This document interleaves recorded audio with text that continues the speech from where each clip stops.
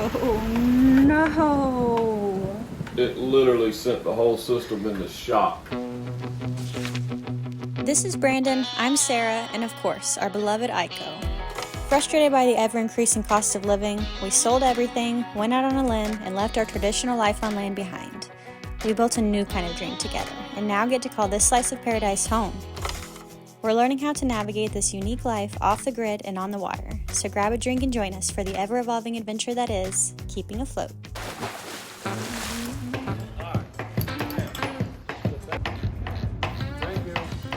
Not to worry, guys. Our new to us Mastercraft isn't sinking. There's just 3 grown men and Aiko all on one side of the boat. But if you've got a keen eye, you might already see what it is they're actually doing. Drilling holes in a perfectly good boat. Yep, we're installing a tower. We purchased this 1996 Mastercraft Pro Star just a few weeks ago, after spending the last few years regretting having sold the exact same boat. Well, almost the same. Beyond superficial details like color scheme, the main difference between the one that got away and our present-day boat was the tower and bimini. While we recognize the presence of a tower like this might take away slightly from the classic vibe of the boat, vibes come second to practical use and maintenance. The shade created by a bimini top is not only vital for limiting sun exposure on our skin and giving our fluffy pooch an escape from the sun, but it also helps protect a lot of the upholstery in the boat. UV exposure is probably the main cause of the deterioration of vinyl. Plus, when it comes to water sports, a higher rope attachment point is ideal for wakeboarding, which is our intended sport of choice for this boat. All in all, installing a tower in bimini just makes sense for us. However, as Brandon alluded to, drilling holes in a perfectly good boat isn't a choice without risk. And spoiler alert, by the end of this project, we had some regrets. So we finally got the tower up. Next step, bimini.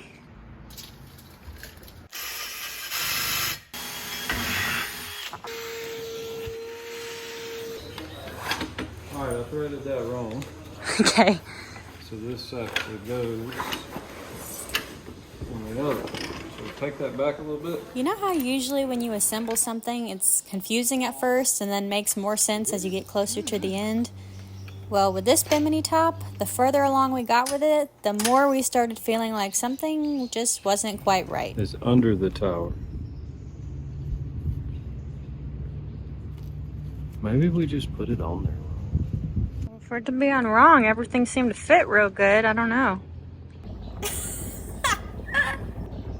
I hope I don't offend anybody with this, but it looks like a yarmulke. Nothing wrong with yarmulke, it's just maybe not on a boat. Bear, what do you think?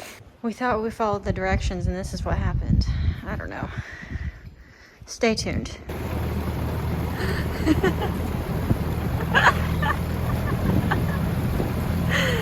You don't like the yarmulke? No, I don't. I don't. My boat is not a yarmulke wearer. It was supposed to be a boat boy. Now it looks like a dang. It needs one of those little spin wheels on top of it, and then it'd just be all kinds of what did you do to that boat. We finally figured out that the reason it looks so funny to us is because we are used to seeing under the tower biminis on these boats. And after we double checked, we had ordered an under the tower one, but we received an over the tower bimini, which apparently did make a big difference to us. So we sent it back and we'll just have to wait a few more weeks before we get the correct one in the mail.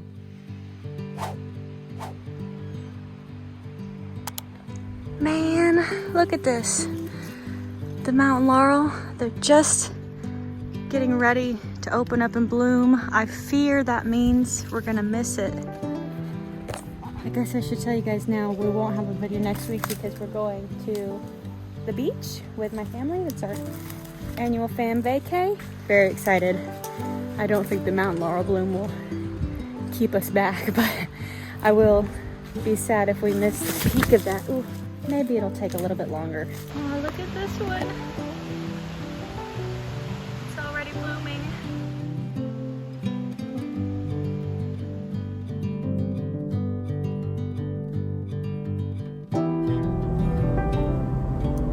Okay, Bear and I are headed to the kennel. We're practicing today for when we take her, when we gotta leave for vacation. Aiko has never been to a kennel before.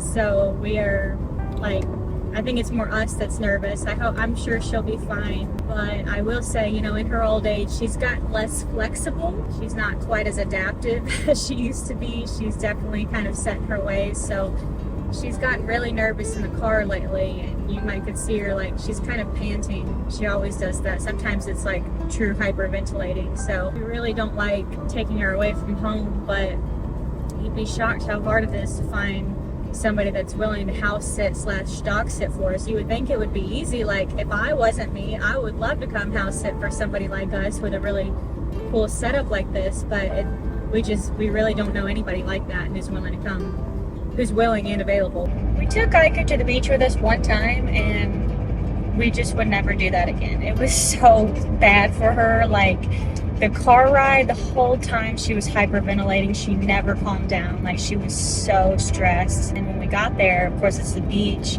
It's pleasant for us. It's not going to be pleasant for her. She was so hot. We mostly just kept her in the room, which is not fun for her. All around, it was just bad. And we decided it's just better not to put her through that, even if it means going to the doggy boarding place. What do you think, Ico? Definitely in a beautiful setting out here in the woods, right up Ico's alley. Marking her territory already. What do you think, Bear? Although there's something about a caged in area I just don't like for Ico, we do understand that's how it has to be in a kennel. And I was very relieved to see that Ico would have both indoor and outdoor access anytime she wanted. Next to the fenced-in areas, there was also a nice big yard that she would get to run around in a couple times a day. Well, that makes me feel a little better. I'm sure she'll be fine. It's really me and Brandon. It's our separation anxiety, not hers. You guys know how it is. Oh, but you know, this setting in the woods like this is perfect for Ico. So.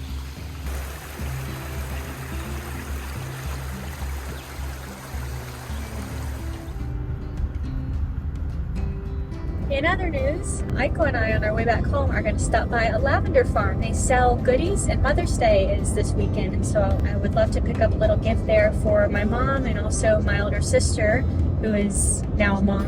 And this farm is in such a bucolic little setting. I would love to show it to you guys.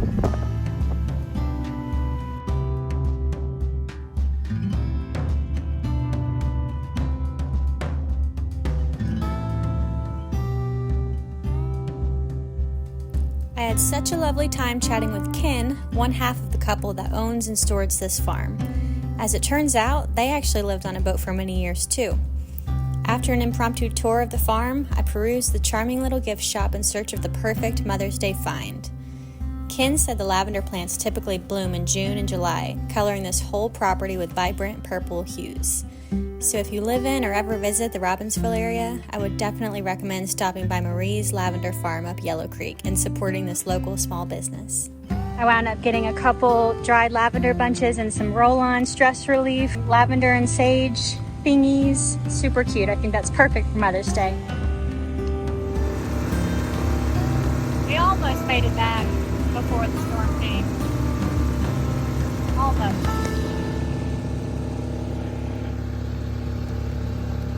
And the laundry is getting wet. Oh, I stayed and talked longer to Ken than I really meant to, but man, he was so nice. Couldn't help it. Oh gosh.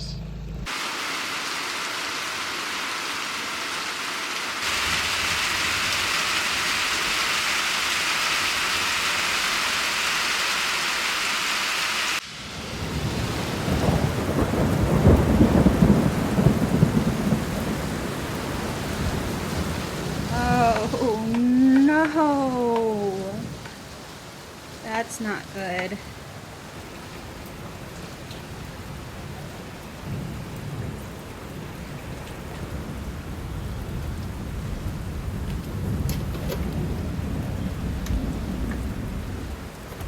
You do like a hard reset.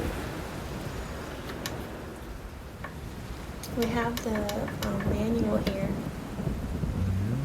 I think we need to reset.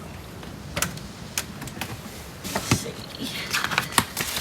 There's no way that we ran out of juice. There's no way. There's no possible way. There has to be like a problem. I hope that the panels didn't get like struck by lightning, because it was really stormy last night and we heard some bolts of lightning that like shot me straight up out of bed, you know, like, oh my god, what in the hell was that? Yeah, no, you can see in our batteries we've got 85%, 90%, and 78%. We've got plenty of juice, and the batteries are working.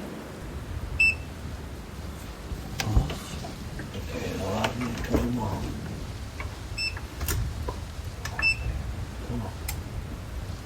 Yeah, we got power. Oh, It just needs what did you do? How did you, in case I have to the do it? solar panels because they were showing a red on there. Now let's see if it kicks it back off. If I put them back on, there's no burn on them. It probably got hit by some kind of stray voltage, or either that'll let, yeah, they're working. The solar's working too. Alright, so they probably got hit. There was so much light in that lightning storm. Yeah. That it maxed the wattage out on those panels, and it just cut this fucker off because that lightning that hit above the house was so bright. Yeah. That's wow. It was so loud. I thought like we got shot or something. Are they gonna be okay, or do we need to like, I don't know, do we need to do anything else? No, everything's fine now. The lights are in red, and it literally sent the whole system into shock because it went from 0 watts to whatever lightning light is, which is way more than the sun. Yeah, who knows? And that thing said, "Oh hell no!" And it cut off. It didn't let it explode. I'm kind of glad to know it has a protection mode. Ugh.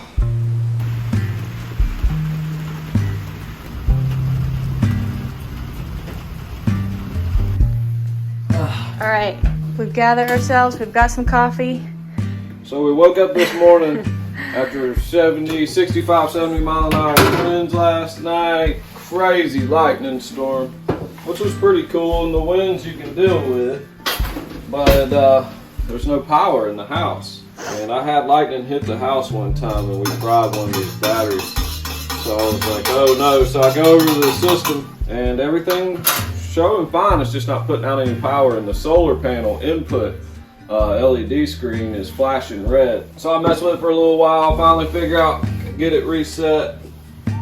And only thing I can think is that those solar panels last night, we got woke up by a lightning bolt that lit the whole house up, and I thought maybe we got hit. Must have hit right around the house here, and those solar panels took in so much power from that light, from that lightning bolt, they tripped that machine into thinking it was overloaded.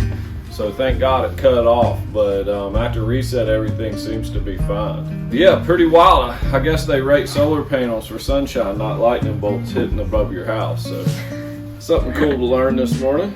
We're in a pretty good mood because now we know we don't have to spend thousands of dollars on new batteries. That was a bit of a oh shit moment, for sure. After something like that, nothing else can be so bad today. I love you, baby. Go get him, Tiger. Oh yeah. It doesn't look like it came up real fast. I just need to go make sure what the numbers are at. Yeah. Okay.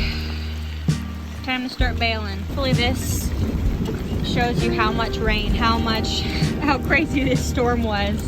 This is like completely from last night. I bailed it out yesterday evening, so all of this is in the last like 10 hours.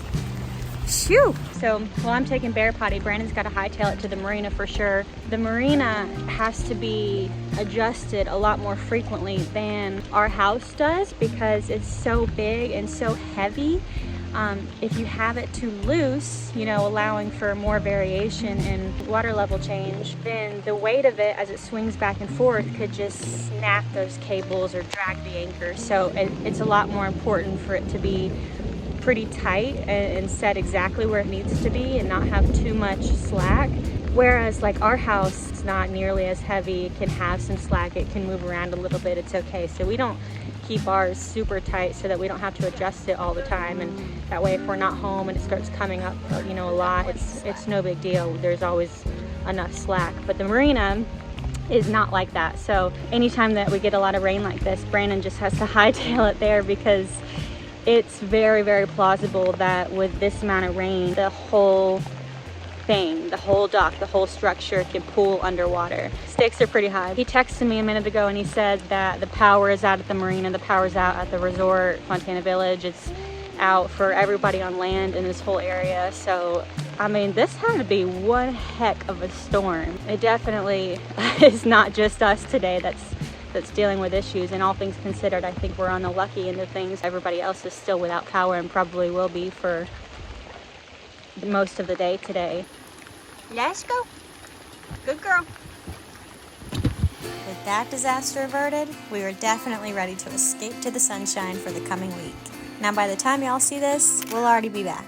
But there'll still be no video next Friday, as vacay did put us a week behind on renovation progress videos. However, there's lots to look forward to in the coming weeks, as we'll be building and attaching the new docks that we're adding onto the Blue Bungalow. In our video absence next week, please do check out our build playlist documenting our latest project and catch up on any videos that you might have missed so that you can fully enjoy seeing the finished product come together very soon. Thanks, y'all.